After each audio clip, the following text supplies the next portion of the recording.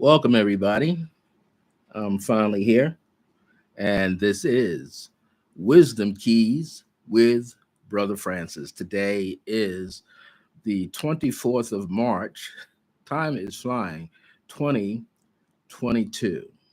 This is an excellent time to be here today. I'm glad I'm here today, and I got to learn how to shut my phone off too.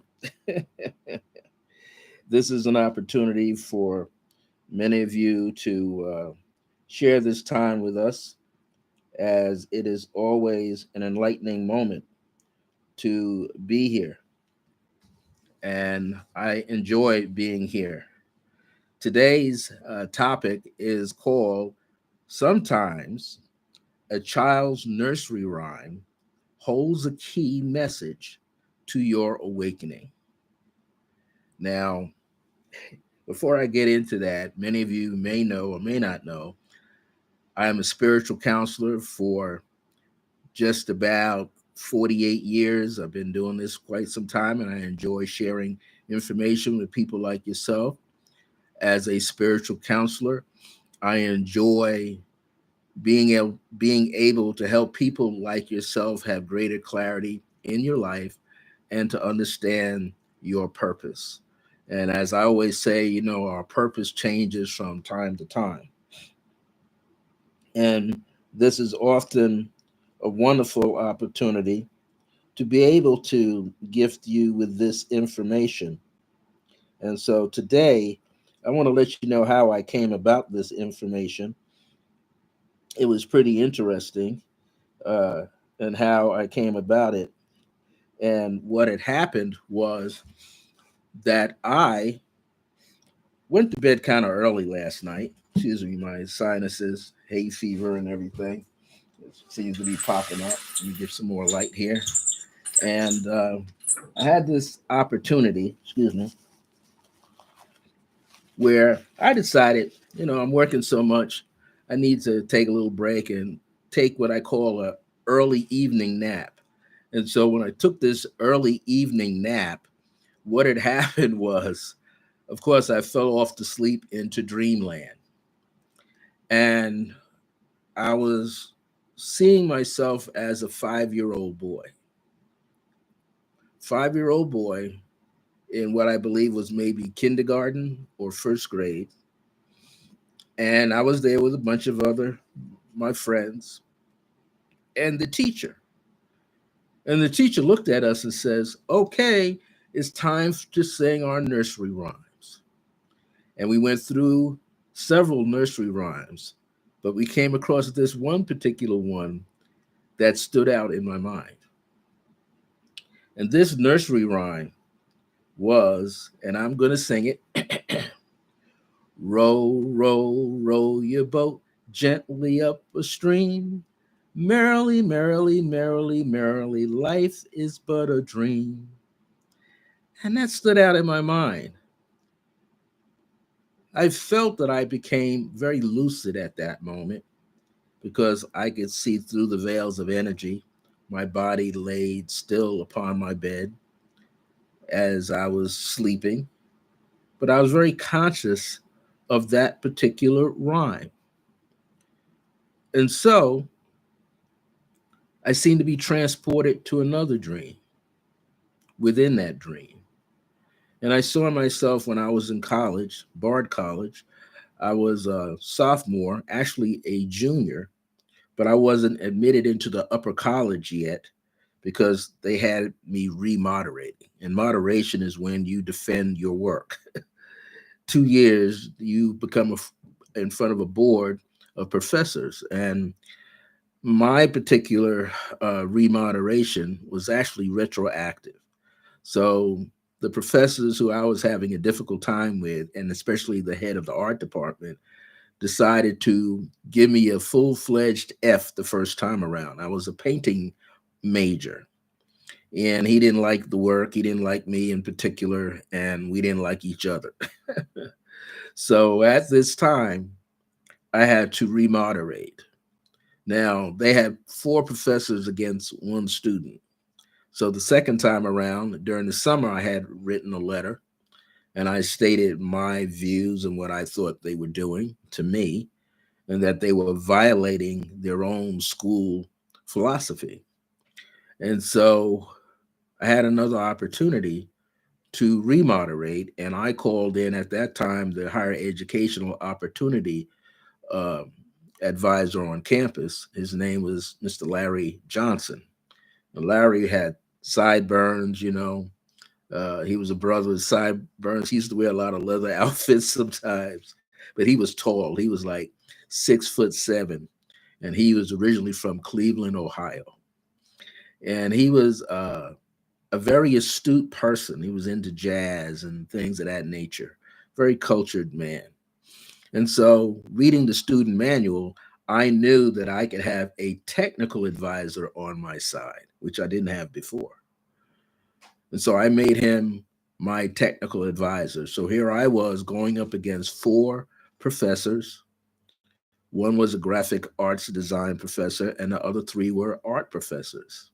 And I had all three of them during those 2 years on campus. And so, in that second dream, which was the inner dream of the one of the nursery rhyme, I was transported to what looked like a athletic field, but I was inside the building. And spirit led me up, and I saw what this energy form, which I felt was like an angel to me. And I said, "What are we doing here?" And the angel said, "I have something to show you." The angel marched me out onto the field. I could see the stadium lights, not a soul in the stands, just he and I. And he marched me over to the baseball diamond. And he had me stand on the diamond. And he asked, did I know what a pitcher was? I said, yeah, the pitcher throws a ball to the catcher. He said, do you know what the catcher's about? I said, yeah, the catcher actually can throw signs underneath his glove to the pitcher to tell him what kind of ball to throw against the batter. And he said, do you know about the home plate umpire? And I said, yeah, but he schooled me on it. He said each umpire was a play on the word of emperor, empire, and that the home plate umpire was the actual emperor of the diamond. He controlled everything. So I said, wow, that's amazing. He said, do you know that the pitcher is a magician and his wand is the ball? I said, amazing. I said, well, who's the batter? He said, well, the batter's a magician too. His wand is the bat, and the catcher, along with the umpire behind home plate, controls how the game is going. And so we went on and on and on in this particular journey. And it began to make sense because in the dream, the angel told me the best way to handle my situation, which was coming up in a week, was on the college campus, was to answer every question thrown at me with a question. And therefore, I set up the room that I was in the art building. I set up the room like a diamond of a baseball field. I sat on a directory chair that allowed me to sit higher than the professors, sitting down at a table with home plate, with 2 gallons of wine, one bitter, one sweet, and a plate of cheese and crackers. And I set them up that way. And I had Mr. Larry Johnson show up 45 minutes later with a knock on the door, and I put him in a chair behind them. So he became the home plate umpire, and I had him sit up high. And of course, they asked me why was he here, and I said, well, according to the school student manual, each student is entitled to a technical advisor. So he's my technical advisor. In other words, I can confide in him, he can confide in me, and he can tell me what questions to answer or not answer. But he's making sure that you guys play by the rules that the school has set up. Well, when it was all done, after about 3 hours being in there, I found out later that I passed with honors. And honors was roughly anywhere from a B plus to an A plus. One of the professors that was there that night told me later that I was given like an A plus. So now back to today's teaching lesson, dreams. You see, dreams really can help us understand our direction, where we're headed in life. Dreams are embedded with a great deal of information, and we must pay attention to the information as it surfaces in the dream. Dreams can have symbolism for days. Dreams you can just analyze, or you might have a dream that's designed to help release stress and pressure out of your life that you can't do during the daytime. Sometimes we have dreams that make absolutely no sense, and we don't have to figure out the dream. Yes, and there are dreams that have universal symbols. But eventually, when you get to know your dream symbols and how they talk to you, then it becomes personal to you. You have an opportunity through your dreams to transform and transcend whatever is going on with yourself and with your life. So to transform means you could change the format of your own life through dreams. I always like to say that when we are in the dream world, that often you can be in what is called your dream body. And your dream body is just like you are in your physical body. You don't see your face unless you come in front of a place where you can see your reflection. Then you see your face, you see the front of your body. So when you're dreaming in this manner, you can experience the dream in your dream body. But I was experiencing what was called lucid dreaming because in both sets of those dreams, I was awakened. Even though I knew my physical body was sound asleep on my bed last night, but I was consciously aware in the dream. And I began to see things and understand things. And when I write these presentations, sometimes I don't have a clue what I'm going to write about. So often, my family of guides, spirit guides, and my teachers and so forth, they bring me information. And my late Mother Grace, brings me information. So I know that on some level, things are coming to me and flowing to me for a reason. So when we think of this passage, because it's very interesting what this passage is about, and the fact that in the dream I had four professors, right? And then I invited the HOP director to be the fifth man in the room. Four is like the four elements: fire, air, water, and earth. Earth is the physical body and the material world. Water is the psychic and emotional and creative side of ourselves.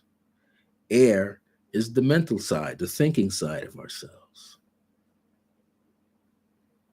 And fire is our spirit side of ourselves, our intuitive nature.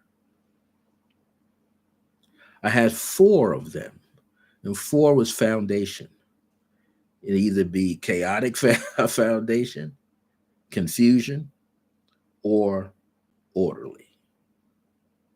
That night, in that 3 hour session with those professors, I made sure that I had order and I had a simplicity, a simple approach to being able to answer all their questions. And didn't even realize the numbers or numerology back then. I had 108 drawings that were done on 18 by 24-inch paper, as they call newsprint paper. Very smooth surface, all charcoal drawings of figures and landscapes and contour shapes and things of that nature, some beginning of abstract. And then on the other side, and I had two walls of that, and on the other side, in the open space, I had a series of acrylic paintings.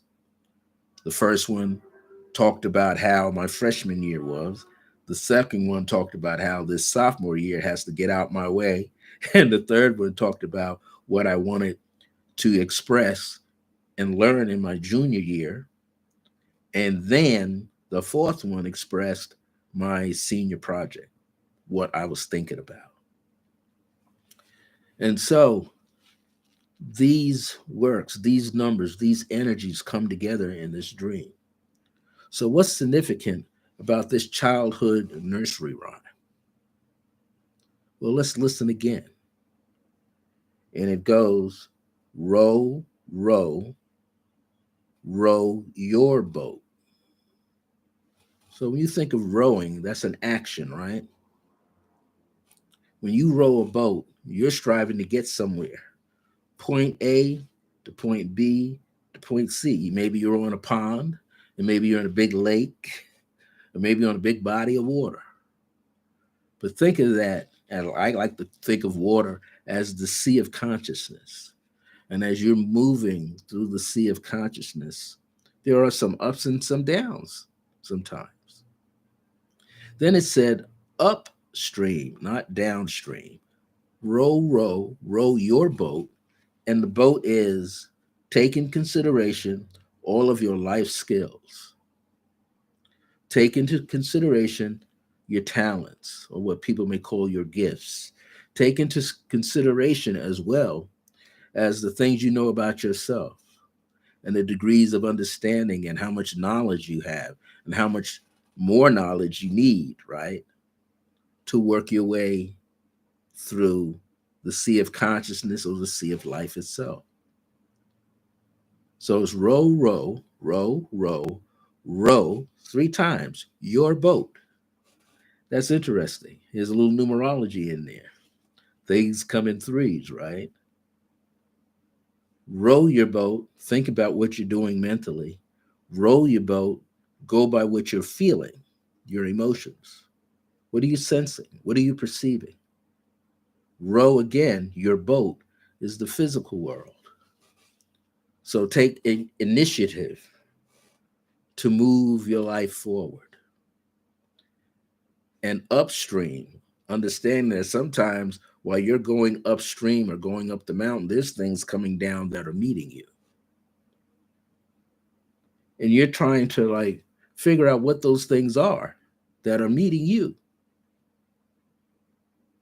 They could be obstacles, they could be challenges, but they also could be opportunities.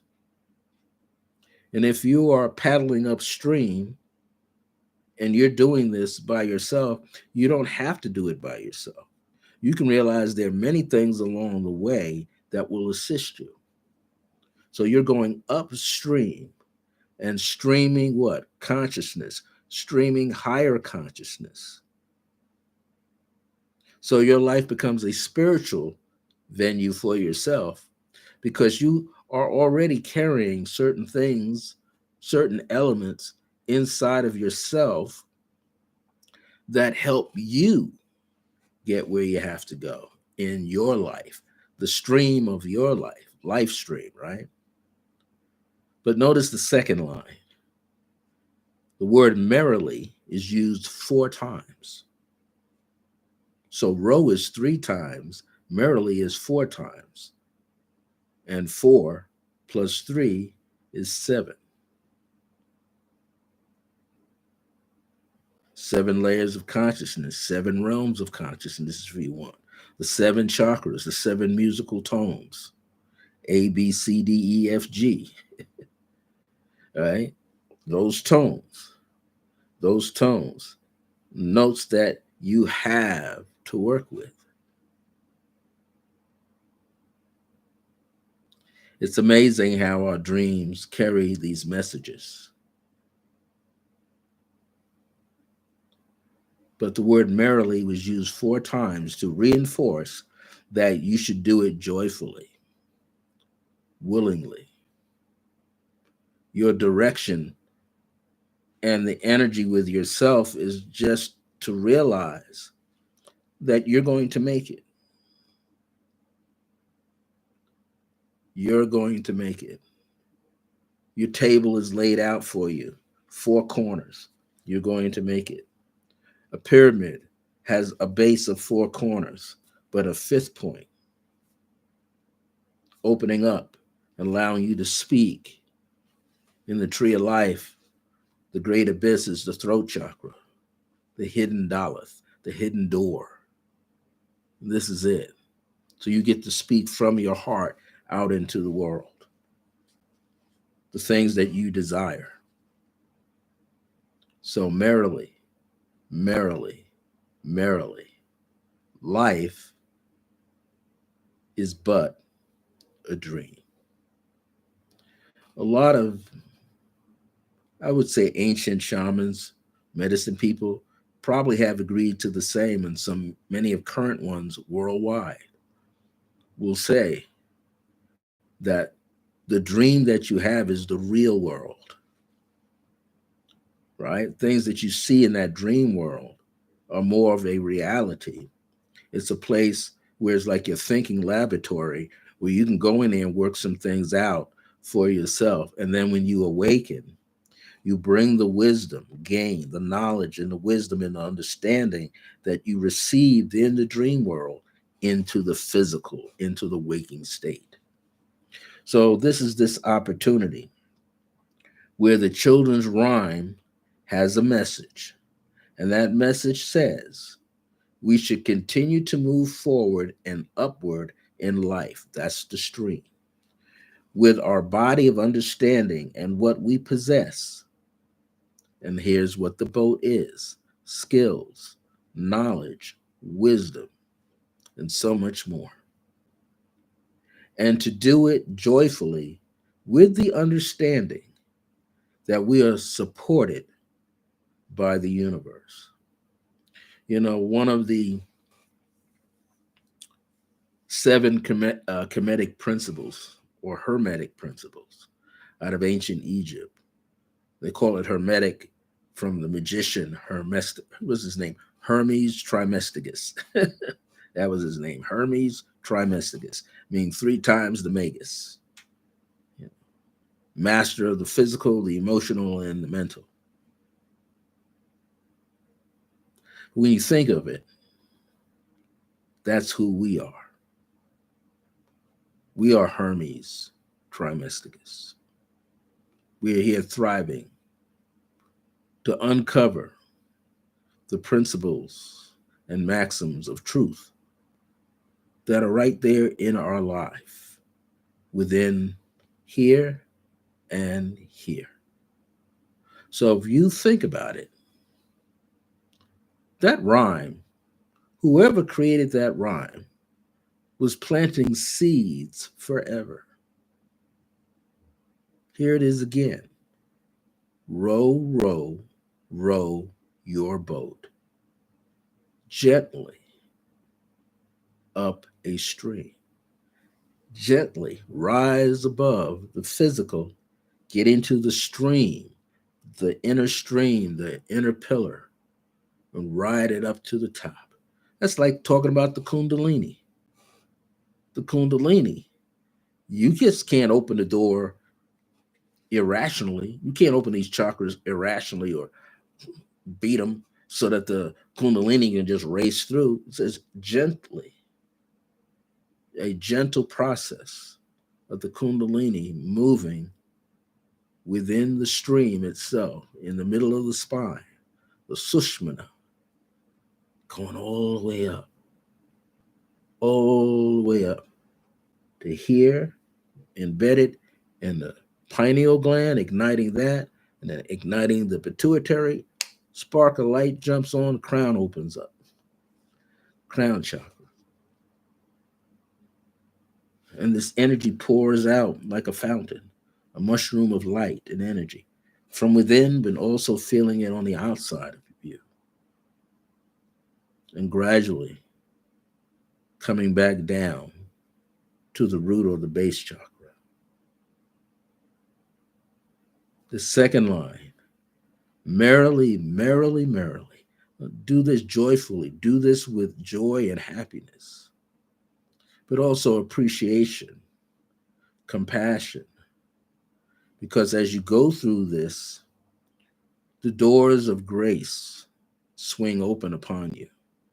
And many of you know I talk about grace, just not my mother Grace, across the veils. But, you know, the book that I wrote called Dancing in the Light of Divine Grace. This is the same thing. So when you find that you grow with great clarity within yourself, you come upon your purpose, your destiny. When you find it, do it joyfully, merrily, merrily, merrily.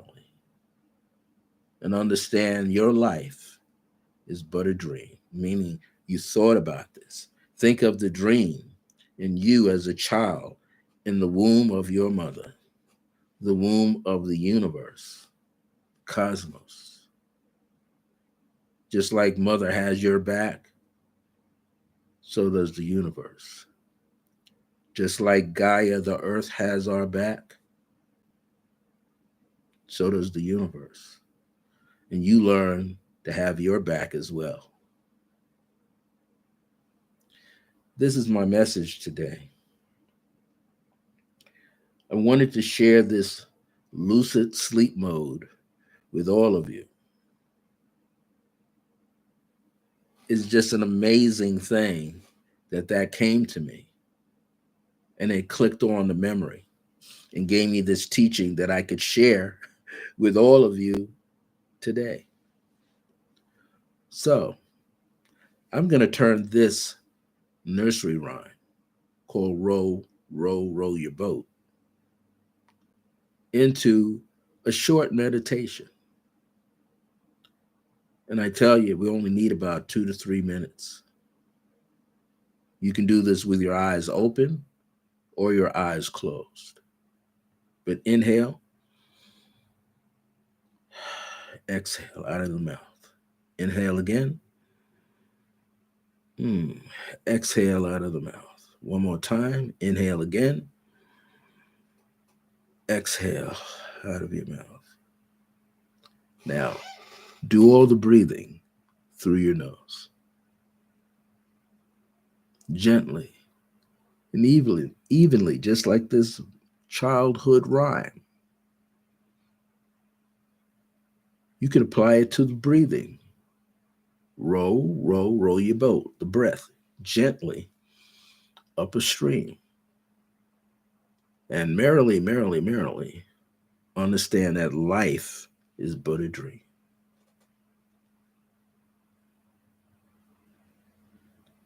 Row, row, row your boat gently up a stream. Merrily, merrily, merrily, merrily, life is but a dream. And as you take that message with you today, I want to give you just some small updates. Swanda with Michelle Vidal will come on Mondays at 12 p.m. And she comes on, as I heard she was on earlier today. And this morning, giving out some announcements. I'm just making a few announcements here, but you can join her on Mondays from 12 p.m. here at Resonant Essentials YouTube channel. I'm here every Thursday at 1 p.m. Mountain Standard Time with Wisdom Keys, and she has Swanda on at 12 p.m. on Mondays. You can become a member of Resonant Essentials, the group on Facebook, so you can stay up to date to all the events that are going on and all the classes that are held there weekly by the various practitioners and teachers and other people that come through that Michelle is connected to. Like Tracy Whitted coming in from Santa Fe is there on Mondays with transmosis healing at about 10 a.m. in the morning, probably up to about 4 p.m. And she's from, as I say, Santa Fe, and she does this wonderful thing called transmosis healing. It's a compilation of many things. I've experienced it, and it's really powerful. You need to get in touch with Resident Essentials, Tracy Whitted, find out how you can get yourself an appointment. On Tuesdays, Reiki healing is done with Amber.